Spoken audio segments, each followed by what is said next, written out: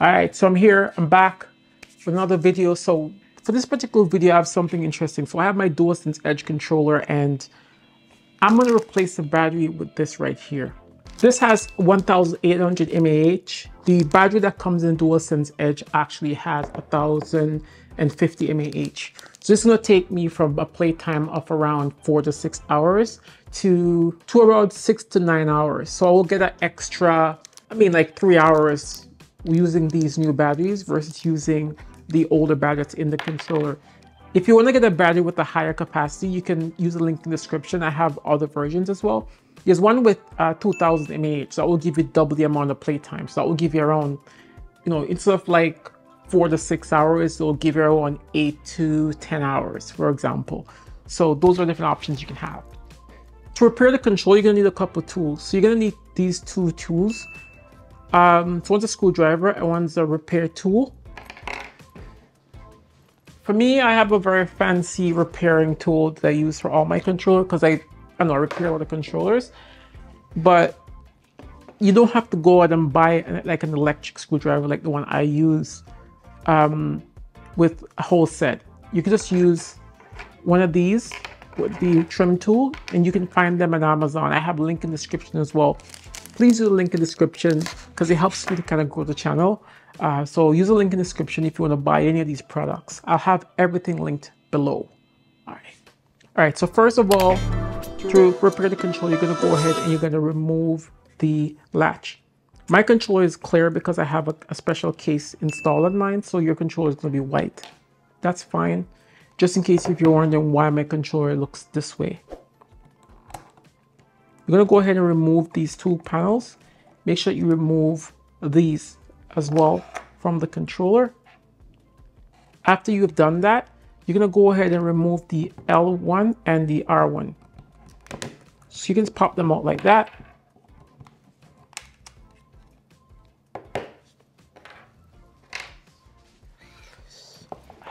Okay, so I'm using my repair mat that I use for my repairs.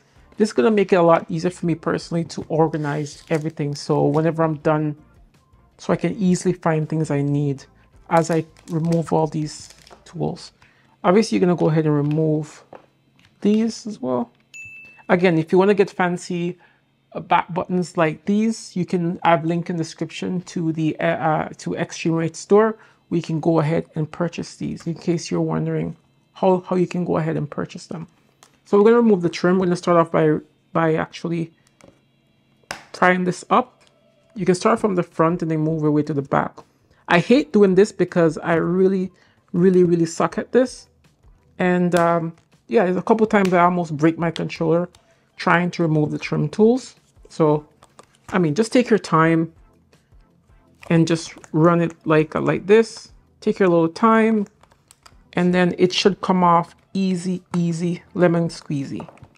Then you go ahead and push it off with your fingers like so, and it should go ahead and pop right off.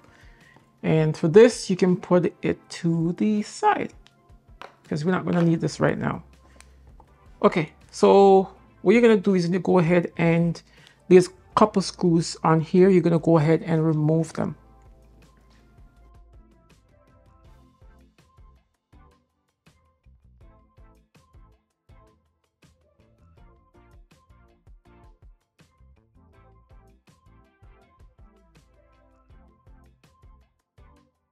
So one thing about me is that I like to make sure that my screws are organized once I remove them. That's the reason why I love this mat. I'm also going to link this mat in the description as well if you want to pick up one of these.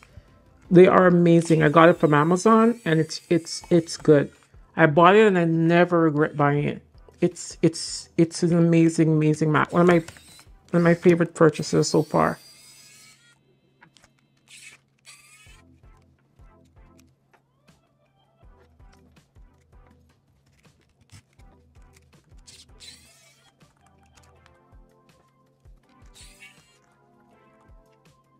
Okay, so once you go ahead and you remove all the screws, there is a latchet right here. So you're going to go ahead and remove this little spring right here. You could use any little thing and take it off, but just because I want to be a precision person, I'm using this. But this one right here,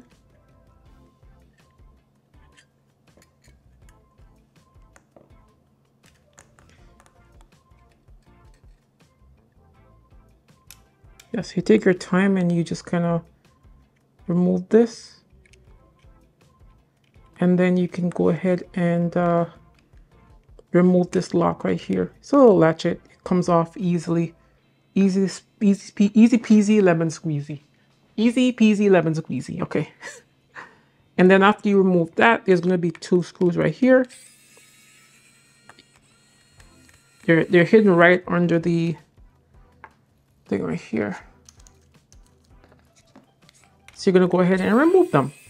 Easy squeezy lemon squeezy. Easy peasy lemon squeezy. As my little niece would say.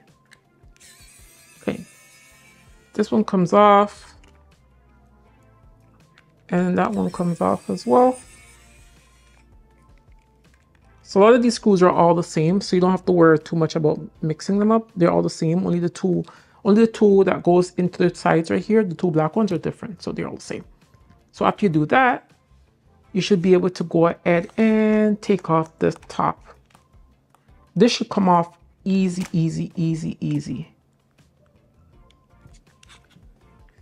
Okay, so this is what I never wanted to happen. I never wanted the black part right here to come off. Actually, yeah, I never wanted this to come off. I wanted this to remain. But this just goes, if this fall off, which is a little black tape thing right here, you just put it back here. Goes right underneath here. We're gonna need to line this up properly when we're so you're gonna make sure these are there at the bottom. So make sure this is at the bottom because it's a lot easier when it's at the bottom. Oh, was it at the top before? Okay, let me leave it at the top. Since it was at the top, and then for the other one, we're gonna leave it at the bottom so it fits perfectly. I hate when this thing come off because it's so difficult to put back in sometimes, and it just there's a headache. Okay, so you just put it back on there like so, just like that, and then just so that if I'm putting this back on, at least that way I know that it will go on perfectly. Okay, so it's bring me here. Now we're at the battery. We're gonna go ahead and remove the battery. So there's something that you gotta do just so you don't break the battery. And a lot of people, this has happened to a lot of people. It's happened to me as well. I broke my battery when I was doing it last time. If you gotta make sure that you be careful how you're actually removing this battery, because you see what happened last time is that I broke mine. So the best thing that you can do to prevent that from happening is get something and put it underneath it and kind of like brace it up while you're pulling. Don't pull too much on the string. Make sure you pull closer to the battery and use a little prop tool to kind of like push it up, like that way you're not putting too much pressure on the battery itself. But this thing just pops up. Literally just pops up. So mine's already broken, so never mind.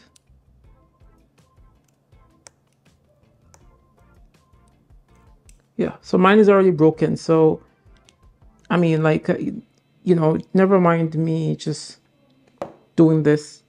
That's why you gotta be careful. When you're holding it, make sure you hold it from the bottom and you prop it up.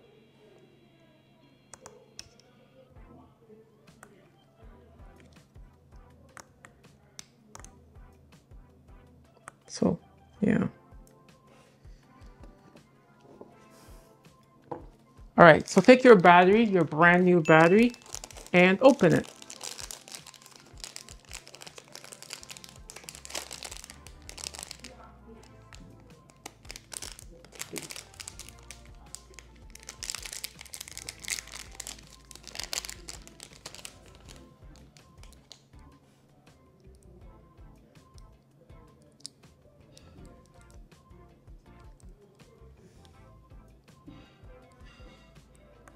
All right, so you're gonna push this down like so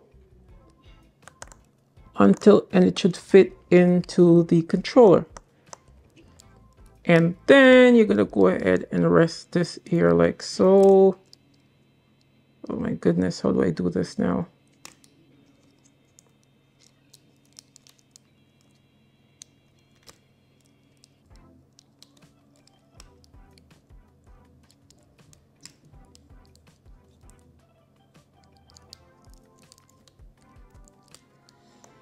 So this battery is a lot different from the OEM battery.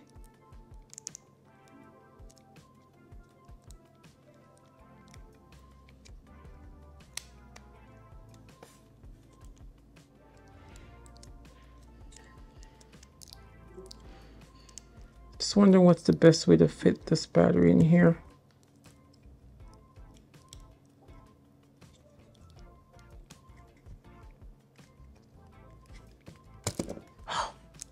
Okay. Gotta be careful now, I don't break this thing.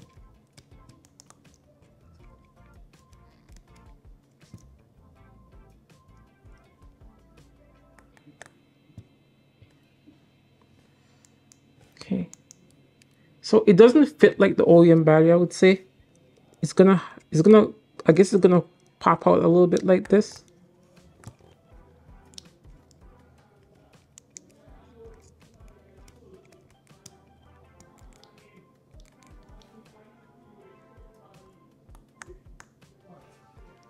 Okay, beautiful. And it works, right? Let's try it, it works. See, it's gonna pair to my unit here. It works.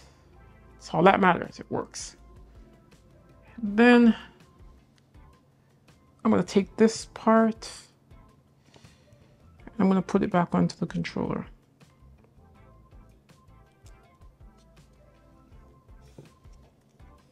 Yeah.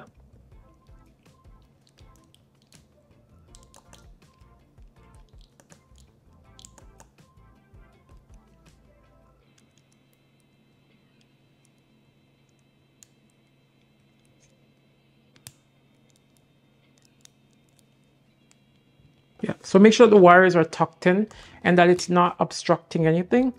That's a little mistake I made, and I had to, take everything apart and, fix that.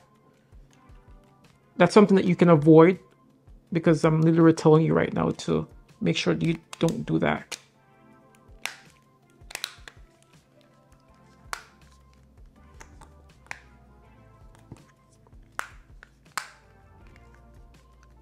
Okay, so you see it locks properly now with no hindrance.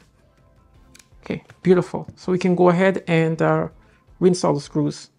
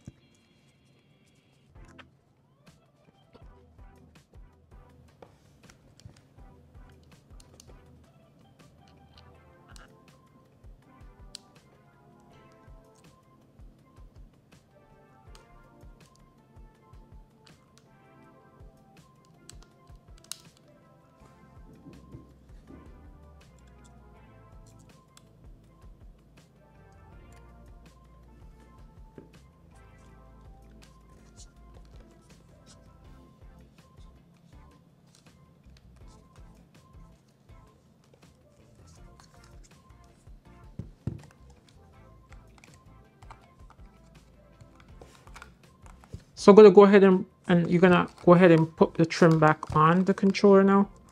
So this just snaps on. If you can go ahead and just push it down, snap it on.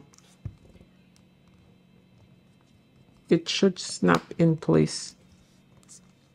Push it, and then you're gonna go ahead and snap it on. Yeah.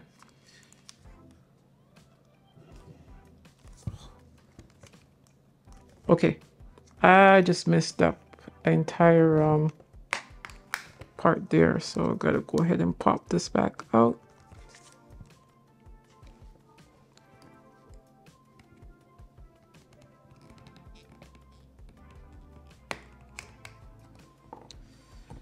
Also a rookie mistake.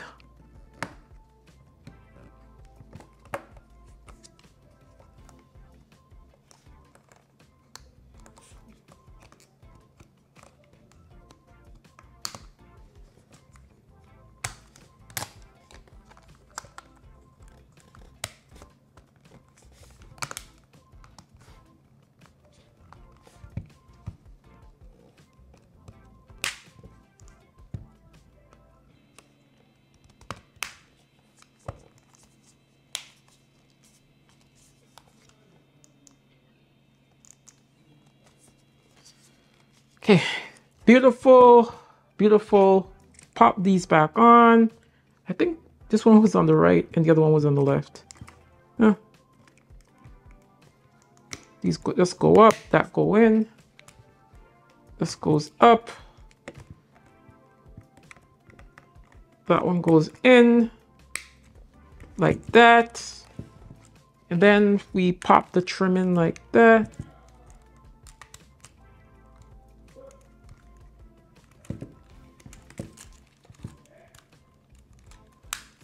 Like, oh no.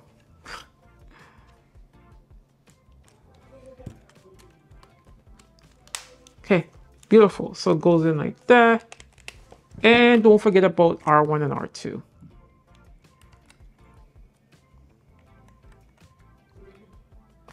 That's R1. And we're gonna fit R2. Okay, make sure the controller is working, which it is. It's connected to my PS5. That's beautiful. Then we're forgetting one thing. We're forgetting to add our back buttons. Okay, no, let me add it this way. Let's go ahead, add our back buttons back in, and then yeah, we have a controller with upgraded battery. So now we have a total of what?